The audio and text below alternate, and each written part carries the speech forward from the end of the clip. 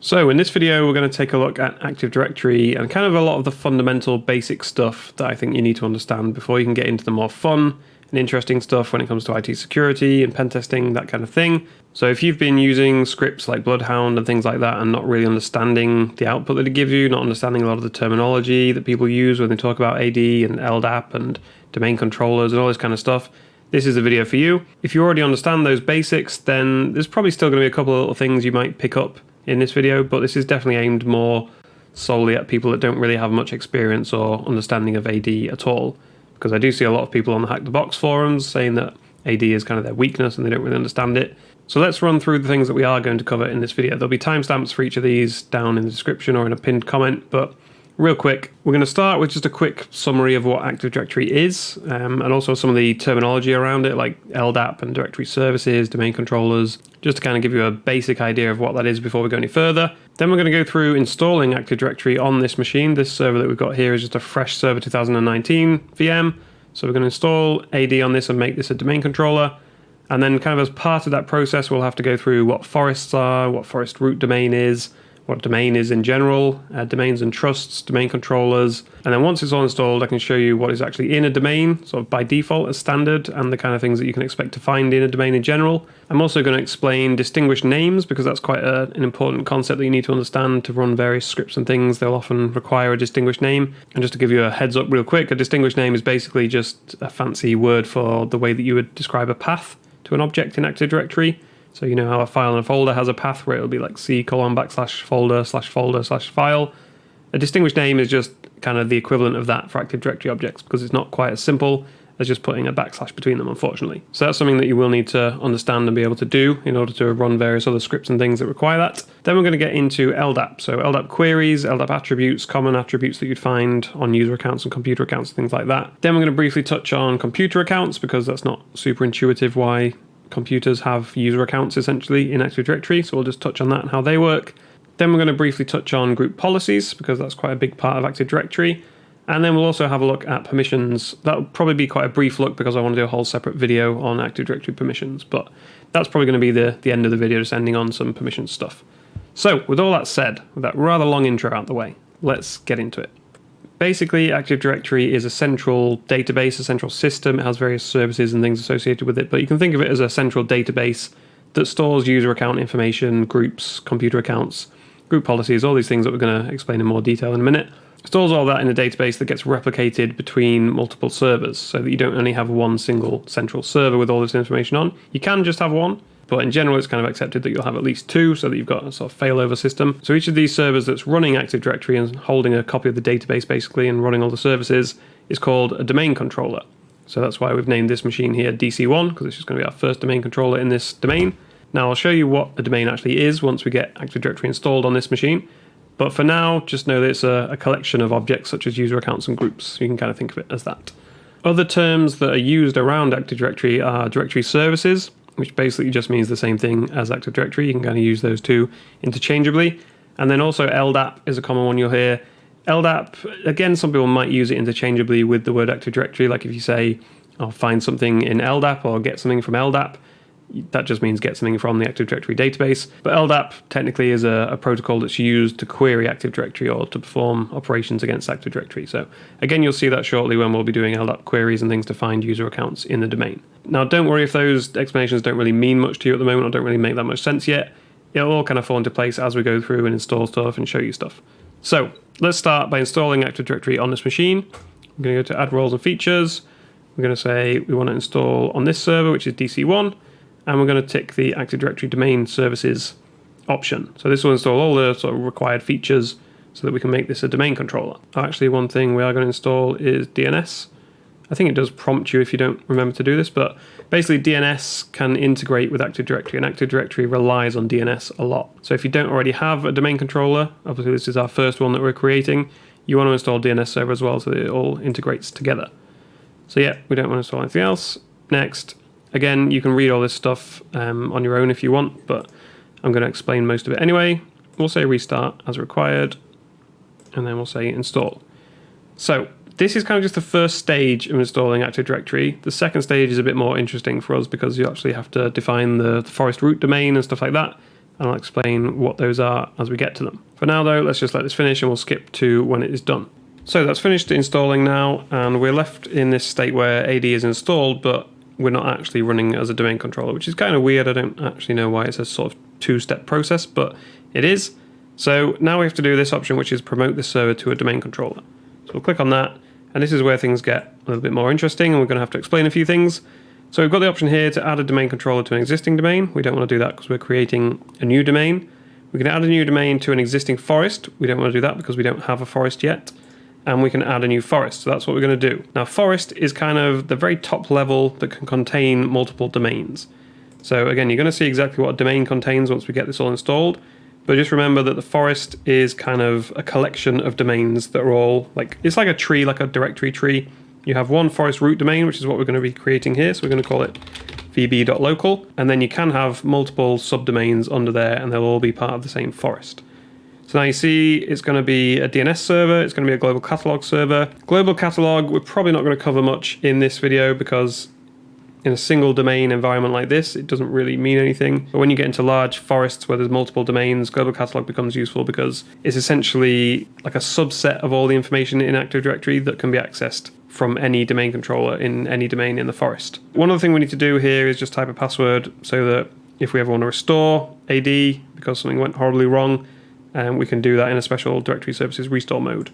Now, I think there are actually some exploits that take advantage of that because this is the kind of password that never gets changed. So if you set this to something pretty weak and then it just never gets changed, there's no sort of password policy or anything enforced on this, then that is a potential area that someone could attack. The forest and domain functional levels, before I forget, they basically determine what the lowest level of domain controller is that you can have. So say we had some existing domain controllers in our domain and they were running server 2008, well then we couldn't raise the forest or domain functional level to 2016 until we had all the servers running Windows 2016. The reason you want to do that is because you get new features basically as the domain gets upgraded. So the Active Directory recycle bin I think is only available at like domain functional level 2008 R2 or something like that.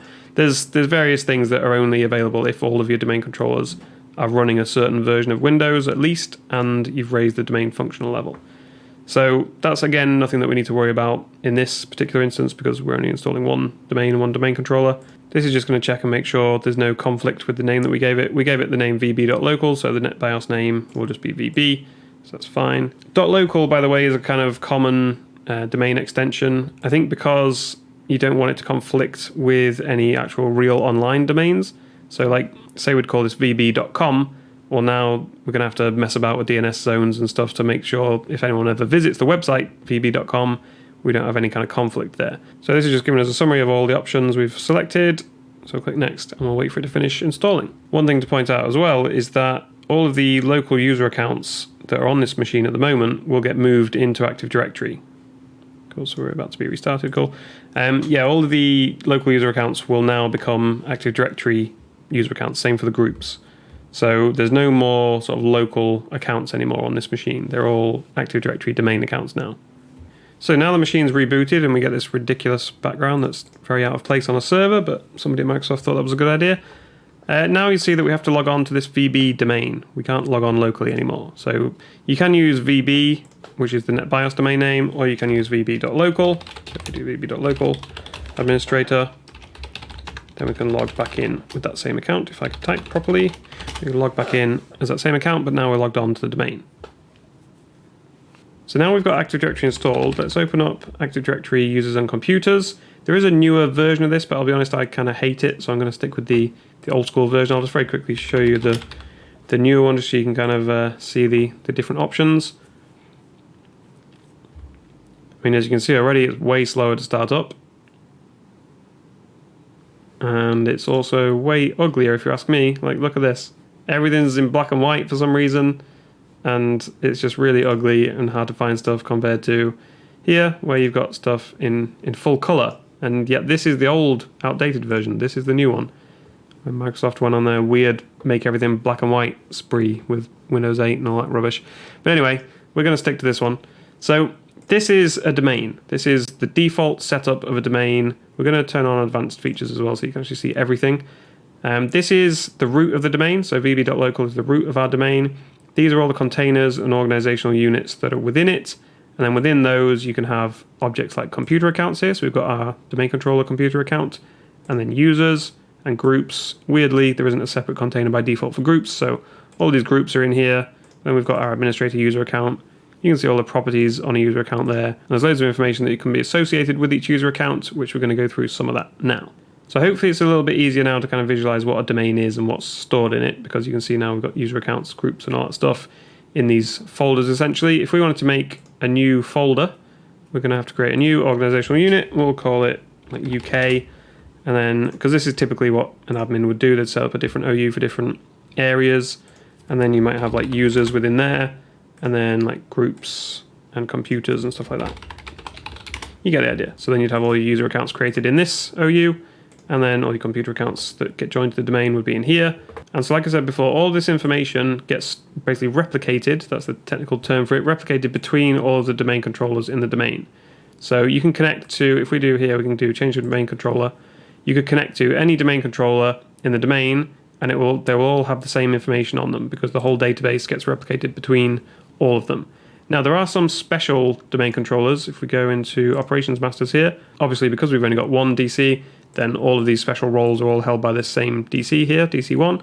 But if you have 10, 20, 30 DCs, which is not uncommon in large domains, then only one of them will hold each of these roles. I'm not going to explain in detail what each of these roles do, but very quickly, the RID or the RID, operations master, controls basically when you create a user account or an object, it gets given a unique ID, and this is essentially responsible for handing out those unique IDs.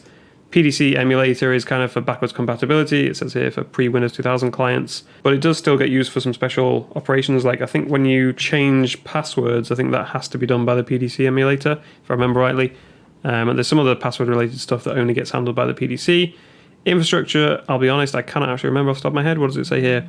Ensures consistency of objects for inter-domain operations. Okay, so that's again coming back to forests where you've got multiple domains or external domains trusting each other. But again, not relevant for our single domain setup here. So let's just have a quick look at the default stuff that you get in here. You get the administrator account, you get a load of groups. Obviously, one of the interesting ones for security is domain admins. We've got this KRB TGT account, which is used for Kerberos authentication. So that's actually a very important one.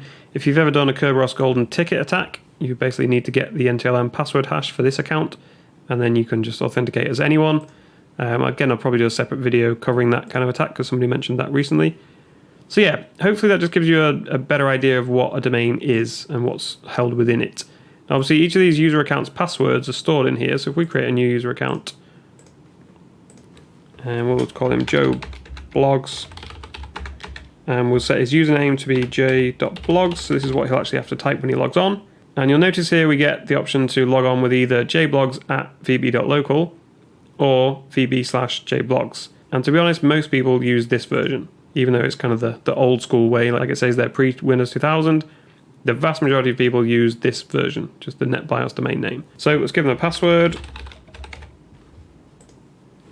Cool, so now that's created us a new user account, and then we get all of these options. So one thing that a lot of administrators in my experience don't realize is that all of this information in here, anything we set in here pretty much, can be viewed by anyone in the domain. So any of these user accounts can view all of this information for other users in the domain.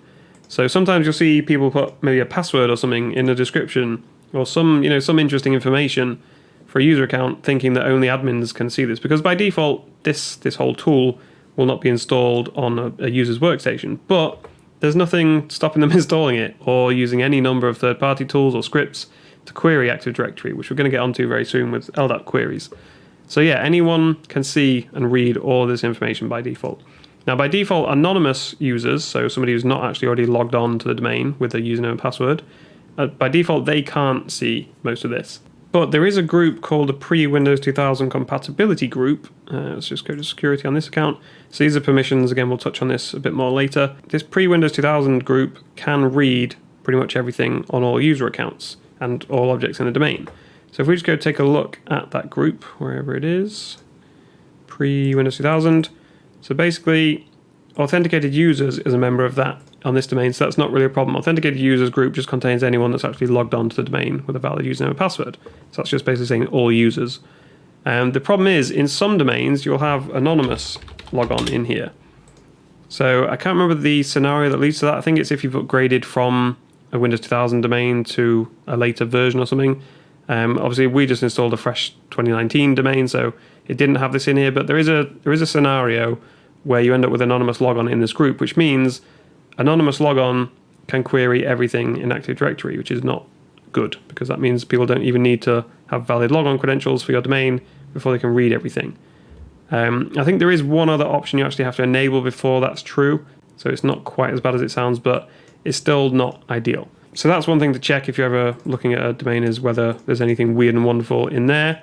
But now I want to get onto what is probably the simplest, but probably the most useful tip in this video, which is how to construct distinguished names. So if we say that we want to run some kind of script that's going to do something to this user account, maybe it's going to change the permissions on them, or maybe we're saying we want to grant this user account access to something else, whatever, something that needs to specify this user account. How do we specify that? There's a few ways. You can do it with their account name, so what's called their SAM account name, which is this logon name we set earlier, so j.blogs. Some scripts and things will let you specify a SAM account name. The reason I'm calling it SAM account name, by the way, is because that's just technically what it's called. If we look in here, that is where that attribute gets stored. So if I change this to jblogs2, we'll see that in his, we'll say apply, in his account thing now, we've got jblogs2 in there because that's actually where that attribute gets stored. So this attribute editor tab is just kind of a raw look at all the information that's held in these other tabs, or displayed in these other tabs, sorry. So if we change that back to jblogs, click apply, now in the attribute editor tab, it'll be back as jblogs. So yeah, that's kind of their username. You can just think of SAM account name as their username. There's also that other version of it, like I mentioned. So if we go back to account, this version here is called the user principal name. So if you wanted to change that or do something with that, you can find that in the user principal name. So there it is. But yeah, if you're using some kind of script that doesn't allow you to specify the user account in that format, maybe it's not something that's specific to user accounts. Like say it wants to modify some permissions on the root of the domain. You need to know how to construct the distinguished name for that object. So that's just, like I said, it's like a file path for an Active Directory object. So let's say this computer's organizational unit here, we wanted to construct the path for that.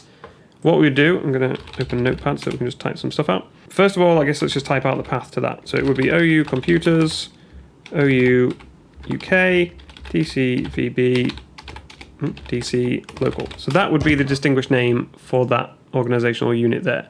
If we wanted to do it for this user account in here, it would be CN equals Joe blogs, OU equals UK, no, sorry, OU equals users, OU equals UK, DC equals VB, DC equals local. Now, you can probably kind of just tell from looking at that and working your way up the tree how I'm constructing that, but there's obviously a few special prefixes you've got to know. So, OU is for organizational units. CN is basically for pretty much anything else, because like these would just be CN. A user account or a computer or a group would always be CN. I think it stands for common name. So yeah, that's always just going to be whatever you're seeing displayed there. I think if we look at the LDAP attribute, I think in CN there you've got Joe blogs. So pretty much all you need to know is it's always going to be CN equals at the start unless it's an OU. Bit of a weird thing, I know, but that's just how it works. So yeah, then you work your way back up the tree. So here we're starting with Joe blogs. He's in this user's OU. So we do OU equals users.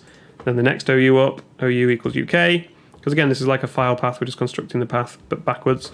And this is where it gets a little bit weird, is each part of the domain name is basically separated as a DC. I think it stands for domain context or something, I can't remember. But it definitely doesn't stand for domain controller. That's one thing, just to kind of avoid any confusion there. So if our domain name actually had multiple sort of dot parts separated in it, then it could be like, say the domain name was vb1.vb2.local, it would be this, vb1,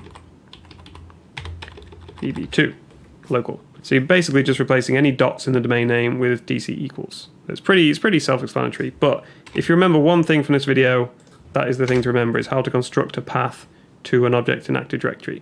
And as you can see, it's pretty simple. It's just working your way back up through a tree, but you've just got to remember these prefixes.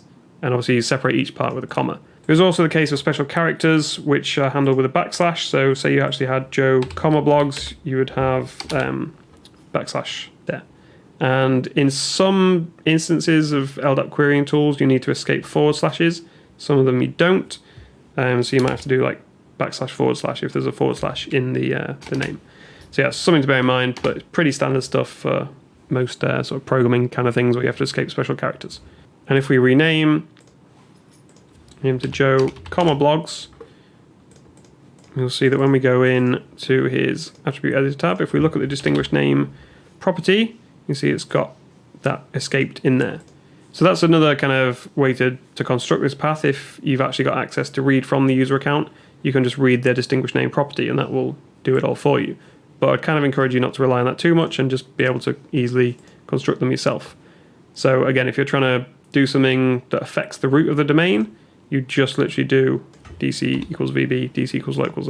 That is what you would specify to your script or whatever it is that needs to identify what you're trying to access. I'm thinking of the root of the domain specifically because there are some permissions on there. Let's have a look. Let's see if I can show you. There are permissions for domain controllers. This one in particular, replicating directory changes.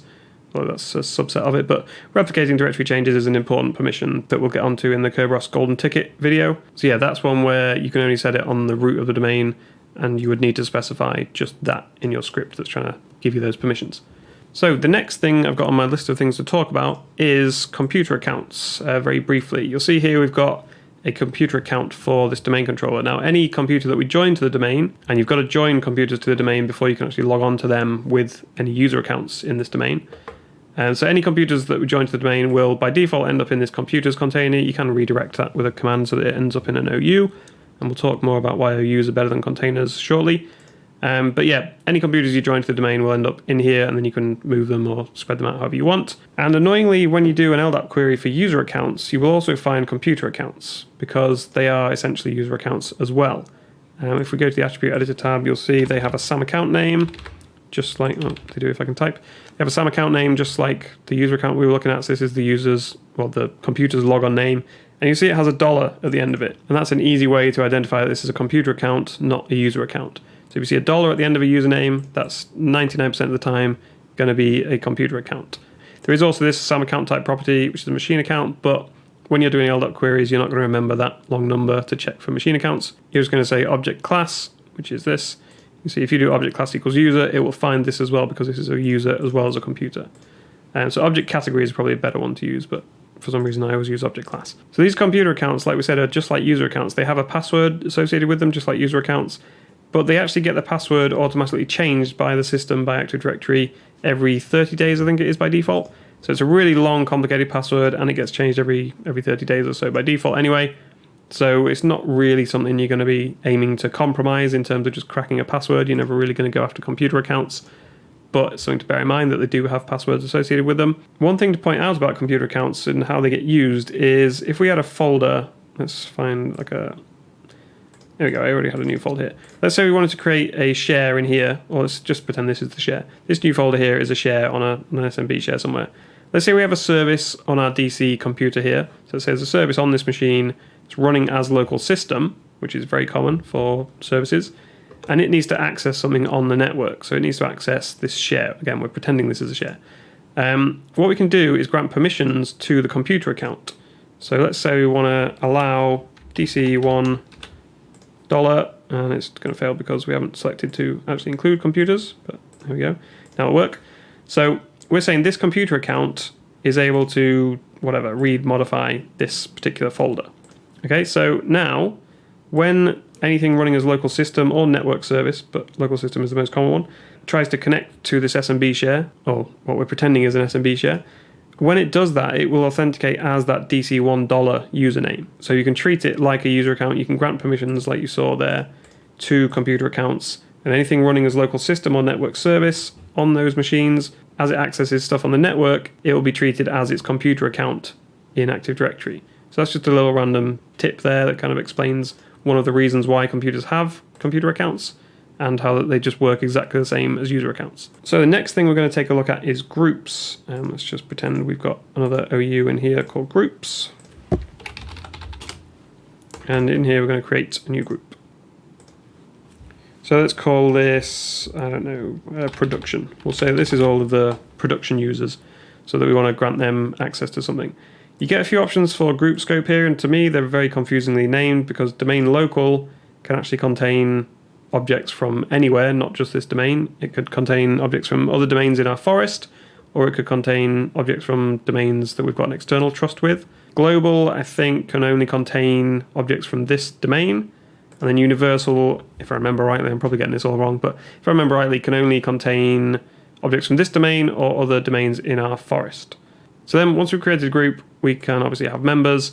The group can also be a member of other groups. So we could say we want to make this a member of the remote management users group. So now anyone within our group now has permission to connect remotely with PowerShell because that remote management users group controls that. So this group is a member of that group. So therefore anyone in this group is indirectly a member of this group, if that makes sense. So now let's say we wanted to add our Joe Blogs user account into here. Now he's a member of this group and he can then indirectly be a member of this group, which means he can now PowerShell in. So there you go. Hopefully that makes sense. But yeah, there's not a lot to talk about with groups really, other than that the actual members are stored in the member attribute. So this is an LDAP attribute. That's one thing I've maybe not explained yet, is that all these things we're looking at here are all LDAP attributes. So all of these can be queried with an LDAP query, which is what we're going to cover next. Now, there's a lot of attributes you'll see that don't have any data in. You can show only attributes that have values, and then it gets a little bit easier to look at. You see member here lists all of the members of this group. And you see here it's saying add distinguished names. So there's again an option where being able to construct our own distinguished names come in handy. Or this does have an option to just do it with the username. So now you can do this in the kind of reverse way. If you want to see what groups a user is a member of, you can go to the user and they have an attribute called member of. We won't actually find it by default in here because we have to say also show as constructed and backlink attributes. So if we do that, now when we look for member of, there we go. Because as the name implies, this is kind of dynamically constructed, this attribute. So you can do LDAP queries against it, but it's not actually part of this user account. It's just kind of dynamically constructed every time you query it based on a search through the domain for any groups where the member attribute has this user account in them. I wouldn't say it's unreliable. It's you know, you can query this, but one thing to bear in mind is it won't include every single group the user is a member of because it won't include groups from other domains. I think it also doesn't include, the primary group. So you can see there that's only showing that we're a member of this production group, whereas in here we can see we're actually also a member of domain users because that is set as our primary group. And the primary group, for some bizarre reason, gets stored in an attribute called primary group ID, and it's just stored as a number, which is the SID of, or the relative ID, sorry, of the group that is set as the primary group. So really kind of confusing and weird, but for the most part you don't need to worry about that because 99 times out of 100 domain users will be the primary group for every user. So you can always just see domain users, assume that everyone's a member of that, and you don't have to worry about any of the primary group stuff. But it's worth knowing and it's worth checking just for those scenarios where it's not the case. So real quick as well, just to clarify what I'm talking about there when I say the relative ID, we also mentioned this earlier with the relative ID master role. Basically every account has a security ID, so you can see here object SID, security ID, and the last part of that will be different for every object. Now there's a few well-known ones, like in every domain, the domain admins group will always have the same relative ID, which is 500. The domain users group will always have 513. So all of these built-in ones that we saw that were already here by default, and all the ones in here, they all have like a standard relative ID. So the bit before that, this whole part here will be unique for every domain. So this sort of section from about here to here is unique for every domain. It gets generated on the fly when you first create the domain. But then as you can see, it's 512, sorry, for domain admins. I think administrators is, where is it? Is administrators 500? I'm just second guessing myself now, don't mind me. Object SID, no, it's not. I don't know where I got 500 from. Oh, 500, sorry, is for the actual administrator account itself. Just again, sorry, I'm just like checking stuff on the fly here in the middle of a video. Where is it? Object SID. There we go. So 500 is the relative ID for the administrator account. But yeah, 512 is for domain admins and 513 is for domain users. So if you ever see something mentioning a relative ID or an RID, it's just talking about the last section of the SID. So just in case anyone's not familiar with what a SID is, it's a unique identifier for each user account or each computer account or anything that can have permissions applied to it. So, you know, when we were looking in here at this folder, we were looking at the permissions, each of these things here, whilst we see them as just a nice name, they're actually stored in the access control list here as a SID. So that way, if we ever change our username, say we granted permission to our Joe Blogs account, but then we changed his username, we wouldn't want him to lose access to everything that he has access to because it was done just to his username. So it actually uses the security ID instead because that never changes. So just in case you're not familiar with SIDs in general, that's how they work. So yeah, anything that has permissions, so like if we look at the permissions on the root of the domain or anything, all these entries here are actually security IDs that then just get translated to friendly names on the fly when you open this dialog. And I think we finally get onto LDAP queries and LDAP attributes now. You've already seen quite heavy use of LDAP attributes here. Like I said, these are all LDAP attributes. Everything that's shown in these tabs are all just LDAP attributes that are then displayed in a nicer way, because like some of them are not stored in a very sort of easy to understand format, like the user account control attribute, which I think I touched on in the previous video. But if we look at user account control, it's just stored as a number that stores a load of options in it using binary bit flags. So when we look at the account tab, it basically translates all those options into just a nice checkbox and a friendly description. So yeah, you wouldn't normally as an admin really ever need to go into this attribute editor tab, but if you want to do an LDAP query to actually find users with certain options set or members of certain groups or whatever, then you need to know what the LDAP attribute name is. So let's say we want to find all users that have logged on. We could do, I'm not going to do it in here actually, let's do it from PowerShell or something so it's more applicable if you just got a reverse shell on a machine. So the first thing I'm going to do is import module Active Directory. So then we get access to get AD object, and I can never remember the filter options, but we'll do LDAP filter and we'll say, let's just find all user accounts. So let's say object class equals user. So now when we run that, we get a list of all the user accounts. And as you can see, that included the domain controller account, so the computer account, because that is technically a user as well as a computer. If you object category, okay, so that works fine. There is a reason why I used to always use object class instead of object category. I can't remember what it is off the top of my head, but for some reason, I think object class is actually more reliable in more situations, but you just have to know to filter out the computer accounts. So let's say we wanted to filter out the computer accounts. We could do, we'll do an and, so we'll do that, and then we'll say an exclamation mark of object class equals computer, and then we need to put some more brackets at the end there. So now we're saying basically we want to say combine these following statements, and the following statements are not, so the exclamation mark means like not true. So not true, object class equals computer, but true, because there's no exclamation mark, object class equals user. So now when we run that, we'll get just user accounts and not computer accounts.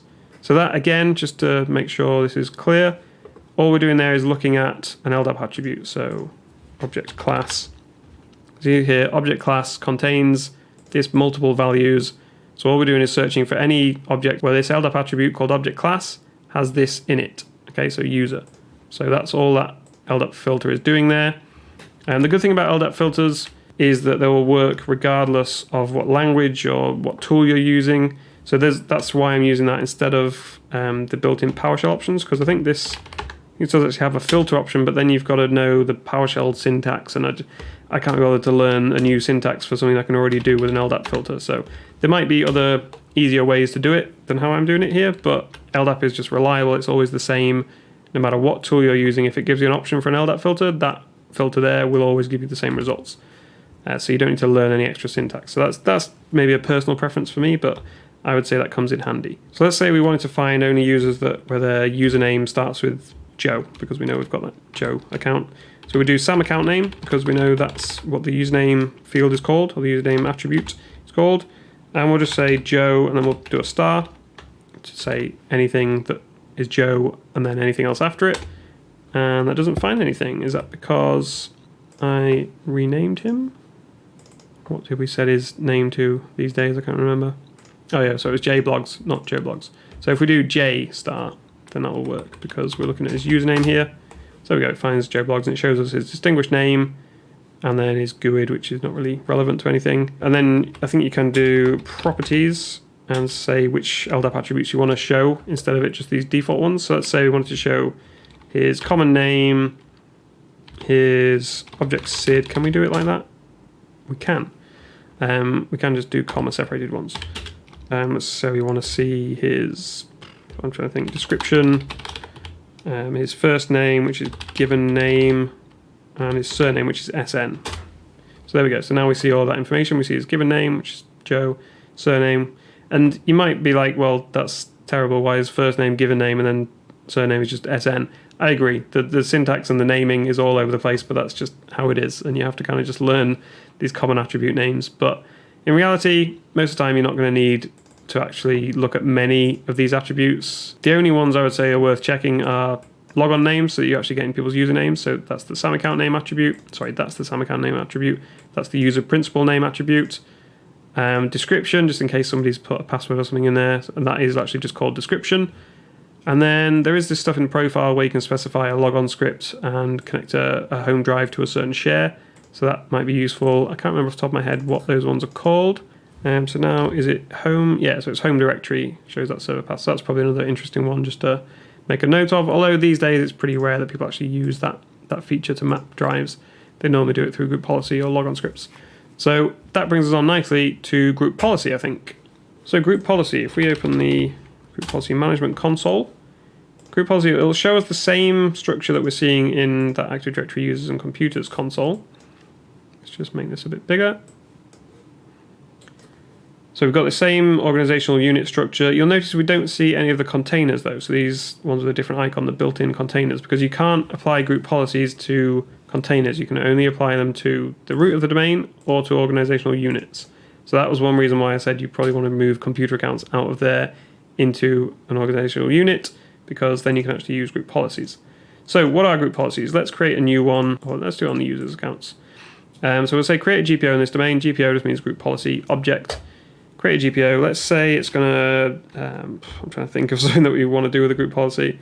Let's say do not allow change desktop background. I don't know. I'm just trying to think of something off the top of my head that's configurable in group policy. But you'll see now if we right click on it and do edit, so you'll see that it's actually linked onto here now, because they get stored in like a central section here, and then they get linked to OUs, and you can link the same one to multiple OUs. But basically, let's take a look in here, and you'll see all the things that we can configure. There's hundreds of things you can configure.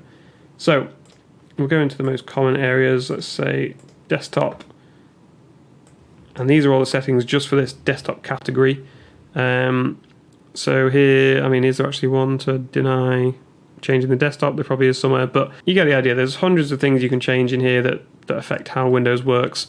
And basically, it's just a way of companies being able to enforce certain options for their users. So, like I said, maybe you don't want them to be able to change the desktop background. Maybe you want to do something to do with power management, but that wouldn't really be a user setting. That would be a computer setting. Maybe you don't want to allow them to add new printers, change the start menu. You get the idea. There's a lot of stuff you can change in here. And for computer stuff, there's actually all these security settings. If you go in here, again, there's hundreds of things. It would take hours to go through all these.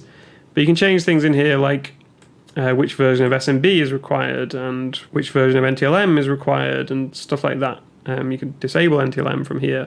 And you can say whether LDAP requests have to be done over secure SSL and be signed and all that sort of stuff. So there's a lot of options in here. I'd encourage you to just have a look through here on any Windows machine. You can actually access most of this stuff just on any Windows machine if it's not a part of a domain, just by doing secpol.msc, and then you'll get the local. Oh, don't you love it when you type that in? It lets you click on it, but it doesn't actually open. One of my favorite features of Windows 10. Anyway, normally you'd be able to do that. In fact, if we go to good old-fashioned start and run, it'll work because it's not new and rubbish. So yeah, this will show you the same stuff, but just for the local machine rather than domain. So you can have a play around in here and see all the options that are available. So on that subject, you'll see there's a default domain policy and a default domain controllers policy, just as standard in every domain. And you can see which settings they enable. Of course, Windows isn't happy because it never is. Again, a lot of information to look through there, but these are all the options that are set in this policy. So this is saying like who's allowed to access this computer, who's allowed to add workstations to the domain, blah blah blah. A lot of stuff you can look through there on your own time. The interesting thing from like a pen testing point of view for group policies is that if we go into edit our temp one again, there are things called logon scripts here. So you can create a logon script and it gets stored in this sysvol share. So if we just go back a step, I'll show you. If we were to go to this server, so we'll just do localhost, every domain controller will have this sysvol share, and in there is, you can ignore that script section, in there is basically a folder for every group policy. So you see we've got here one that'll be for like default domain controllers, that'll be for default domain, and that'll be our new one. I might have got them mixed up, but you get the idea, there's one for each GPO. And if we create a file in here, In fact, we'll do that and that'll take us to the exact place. So you can see this is a subfolder under where we just were. So if we create a batch file in here or something, we'll just call it logon.bat, although I haven't got file extensions showing, so it's not going to work. But in here you might have a command like this that says netuse o/server blah blah blah /share. And if someone's been really bad with security, they might actually have like some credentials here. So you might have username, password here, like that. So that might be a logon script. And in group policy, it would be set to be used like this. So it'd be set to run like that. Obviously, you wouldn't have the txt extension normally. Like I said, it's because I've messed up creating the file. But you get the idea. So there might be a group policy that is using a logon script, and all users have access to read these. So you'll see here, authenticated users read and execute. So if you've already got some domain credentials, you'll be able to browse this sysvol share, and you'll be able to look at every single group policy. You'll be able to see which options are configured. Now, not in a particularly nice way, because if we actually drill down into some of these, you'll see it's actually stored in like these registry.pol files and stuff like that. I don't want to do that. Just let me open it in Notepad, please. So see, this is not a nice view of those settings like you actually get in the proper editor, but there is still some useful information you can get out of some of these. So if we look in here, we'll see, yep, this one's a little bit easier to read. You can tell this is saying like how old people's passwords are allowed to be, how complex they have to be, that sort of stuff. And max clock skew is probably for Kerberos, saying 5 minutes is the maximum that the clock can be out before Kerberos will reject an authentication request. So there's stuff like that that's a little bit easier to read. And it's always worth just having a quick look through these policies just to see if there's anything interesting in there. There was also a major security issue with group policies at one point, but it's kind of been patched now, but not completely. Basically, in this preferences section, which this was actually developed by a third-party company, then Microsoft bought them and integrated it into Windows. The difference between policies and preferences is that with policies, anything you set in here will be enforced and will basically be grayed out for the user. So if we'd set like a specific desktop wallpaper for their user account, they wouldn't be able to change that. It would just be grayed out. They can't touch the option. Whereas preferences, you can set things in here, but there's nothing actually stopping the user just changing them back. Now, these group policies get applied every 90 minutes, roughly by default, and every time the computer boots and every time someone logs on. So in theory, it's not a major issue. If they do change something, it should get changed back fairly quickly. But they do have the option to change it. That's one thing to bear in mind about preferences. Anyway, one of the options in here was to change, we're in the wrong section, we want to be in computers. In the control panel section here, you can add new users and groups or set existing users' passwords in this computer section. So if we created this group policy, applied it to all of the computers in our domain, like just stuck it on the OU where all the computers are, and we had something in here that said, for this user account, let's do admin, let's say the built-in administrator account on every computer, we're going to change the password. Now you can see actually, because like I said, they've patched it, you can't set the password now. You used to be able to specify a password in here, and what that would do was it would store the password in this sysvol share that we were just looking at. So there'd be one of these folders for this GPO, and somewhere in here would be basically a text file, or I think it's an XML file actually, that had the password in that you're trying to set on every local admin user account. Now, it would be encrypted, but for some bizarre reason, Microsoft published the encryption key, like the AES key, on MSDN, on like the public website, so it's trivial to decrypt it. So yeah, the reason I say it's partially patched is because you can't create new group policies that use that option now. As you just saw, it was grayed out for me, but it doesn't disable old policies that were already using that option. So it's always worth having a look through these group policy folders and seeing if there are any XML files that contain an encrypted password for like the administrator account or something like that. They will only be local accounts on each machine, but that's still better than nothing. If you can get a local admin account, that's a lot better than nothing. So that kind of covers group policies. Again, not a super in-depth look, but you get the idea. It's just to set options that would affect users and computers, and you can do that based on where those users and computers are in the organizational unit structure that you've created. So I think the very last thing to cover is permissions. Now you can use the get ACL. In fact, we'll start off with ds ACLs. The built-in command, this is not PowerShell specific, this is just a built-in command. You run ds ACLs, and let's say we want to do it on the root of the domain. I can't remember if this is the right syntax. Yeah, it turns out it is. And you'll see it gives us a dump of all the permissions on that object in Active Directory. So you can see here that everyone is denied whatever that special access option is, and we'll get to how rubbish that is in a minute. So everyone is denied permission to delete child objects on the root of the domain. And then domain admins are allowed these permissions listed here. Blah, blah, blah. It's the same stuff that we were seeing in here, obviously. So if we go to the security tab, you can see all these same permissions here. So everyone denied permission to delete child objects and allowed to read all properties. And the same permissions. So this is how you can manually inspect permissions. But you'll see this isn't particularly intuitive. Like I said, sometimes it just says special access. And here we're getting special access, but only for certain types of sub-objects. That's one thing to point out about these permissions. They're a lot more complicated than just normal file and folder permissions, because for each permission entry, for a start, you've got all these different options. Like there's a lot of different things that you can set, reading different properties, reading different like property groups, different extended rights. There's a lot going on in here, which is why I want to do like a separate video on this. But you can also change it so that it only applies to certain types of objects. So maybe you only want to apply it to computer objects, or only apply it to user objects, or only apply it to groups, or whatever. So there's a lot going on here, which is why I'm not covering it right now. But I just wanted to kind of point out so that you're aware of the ways you can enumerate permissions without having to use Bloodhound or something.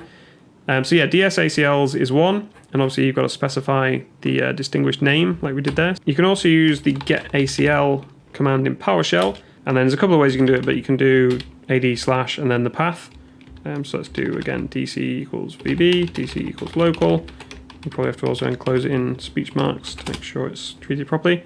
Okay, so the problem with this is that you get a pretty rubbish list because everything's kind of gone off the screen. So what we're going to do is pipe that into select object. Oops. And it's this access part that we're interested in. We don't really care about the owner and the path. We already know that. So we'll do expand property, and we'll say access. And now we get a much more detailed look that actually shows us all of the information. The problem is though, if we scroll up a bit so we get back to where we were, the problem is we can see some of it pretty clearly. So we see here everyone group is being denied permission to delete child objects. Fine. We can see here everyone is being allowed to read property. Fine. But when we get a bit further down, we start to see some pretty weird stuff. So like here, we're just getting a weird GUID, and it's just saying extended right is what's being granted. And we can see which account it's being granted to, or which group, but we're just getting a GUID, which doesn't really help us. Now you can look these up in another part of Active Directory called the schema. You can find out what that actually corresponds to, but that's pretty tedious to do manually. So personally, I like to use a GUI tool called AD Permissions Reporter, which will do all that kind of stuff for us automatically. Now, this is not like Bloodhound or something where it's a sort of exploit enum tool. This is just a legitimate tool that's meant to just basically put all this information into a much easier to read format. So let's take a quick look at that. We're going to run it from a separate machine. So this machine here is not a member of the domain. So this is just a complete standalone machine. So this could be your machine, and this machine over here could be some hack-the-box machine that you're trying to basically enumerate permissions on. So we launched this AD Permissions Reporter tool, and we can basically enter the domain name. One thing we do need to do though is make sure that DNS is set to point to this server. So let's just have a look in here. Again, they've made everything really ugly and harder to find, because why not? But eventually we end up just getting back to the normal control panel thing. And we set our DNS server to be the IP address of this active domain controller. So now all the domain name and everything will resolve. So we know the domain name was vb.local. We should probably set some credentials because we're not going to have permission ourselves.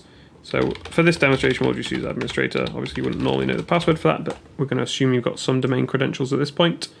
And if we run that, it will go through and it will find the permissions on all of the Active Directory objects and list them in a much easier to view format. So you can see now it's just doing the root of the domain. There we go. So if we look at the permissions on the root of the domain here, we get the same list. Let's make this a bit bigger. We get this same list. So here we can see everyone being denied permission to delete child objects. But that entry that we saw for enterprise domain controllers, we can see all of the entries for that have been actually converted to the correct permissions. So we don't have to go and look up what those GUIDs all stood for. And also just looking at this actually brings me on to one thing I did want to mention, which is to do with the DC sync attacks that we're going to cover in a separate video. This permission here is basically what allows the domain controllers to replicate the Active Directory database between each other. So anything that's got that permission, well, there's actually sort of 3 variants of it, you can see 2 of them here, but anyone that's got these permissions can basically copy the entire Active Directory database, which means they can get passwords, because passwords are all stored in Active Directory as well. You can't normally access them with any kind of LDAP query or anything like that, but domain controllers have to be able to access them so they can replicate users' passwords between each other, so that when a user logs on, they can log on using any domain controller. So yeah, that's a very quick look at permissions. Obviously, as you can see, everything in here has got permissions associated with it. So this container, these are all the permissions on that. You can view it in a table format as well if that's easier for you to view. But yeah, personally I prefer this tree view. So if we were looking at this domain, we might look through the users container, look at the child objects. We can see the administrator account in there does not inherit permissions, but we can see these are all the permissions on it. And that brings me on to one last thing to cover with permissions, which is that if we go back in here, there's an attribute, or there's a system in place basically that will constantly reapply the correct permissions to admin objects. So this admin account here we saw is not inheriting permissions. If we look here, it's got this admin count attribute, which has a value of 1. Basically anything that has a value of 1 in that attribute means it's a special account that this system, it's called admin SD holder, but I'll go into that in more detail in the other video that we're going to do on like permissions in general in Active Directory. Anything that has that will basically, I think it's every hour, I can't remember the default time span, every hour or so it will get the correct permissions applied back to it. So if we were to change the permissions here, where the security tab's gone, if we were to change this so that everyone had access to this, to change the administrator account's password or something like that, that would get reset back to what it should be. And obviously you can set what it should be as well. It's not particularly intuitive or easy, but you can set what it should be set to when it reapplies these permissions. But whatever's set there, it will reapply those permissions to all of the important accounts. So that covers things like administrator, domain admins, group, I think even things like printer admins. Basically anything that's got the word admin in it will get the sort of stronger permissions reapplied back to it if they ever get changed. But yeah, I think that covers it for this basics video. I know it's been a bit of a whirlwind tour and we've not gone super in depth on a lot of things, but hopefully that gives you a rough idea of what AD is. LDAP queries, again, you can do from PowerShell or from anything pretty much that will support LDAP queries, Perl. There's even a built-in tool. If we look, there's ldp.exe. Again, it doesn't let me actually run the command that it's shown me for some bizarre reason. But if we use the old-fashioned way, there's this LDP tool that I like to use because it's just built in and free and easy to find on Windows. And so if we connect that to an LDAP server, so we'll say localhost here, and then we bind to actually log on as our current account. Now we can do an LDAP search. So again, we can do object class. We've got to tell it where we want to start the search. So pbdc equals local again to start the root of the domain. Let's say we want to search all subtrees. So we run that, although that will find absolutely everything. Let's do object class equals user instead. So now you can see that found 5 entries and it shows us all the attributes that we specified. So we could make it show us whichever attributes we wanted. So if we wanted to recover all attributes for each object it finds, we could do that. Now we see every attribute for every user account that has a value. It won't show empty attributes. But all these ones that we can see here have a value. So that's an easy way to just get a look at everything that's set for every user account or specific user account that you're interested in if you filter it by SAM account name or something like that. So again, we can see all of his user account information there. You can see which options he has enabled on his account, all that good stuff. So that's a quick, easy way to do it on Windows. But like I say, these LDAP filters and LDAP attribute names will work from any script or anything that you're using that understands LDAP. So there we go. Hopefully that helped a little bit. Sorry if it's confused things even more, but hopefully that gives you a rough idea. If you've got any questions, let me know. Like I say, I will be doing a separate video on permissions specifically, and on, well, this might end up being the same video as a permissions one and like a Kerberos golden ticket and DC sync attack. So yeah, that might end up all being lumped into the same video. I don't know. We'll see. But hopefully this helped. Like I say, leave any questions or feedback that you've got, and I will see you in the next one.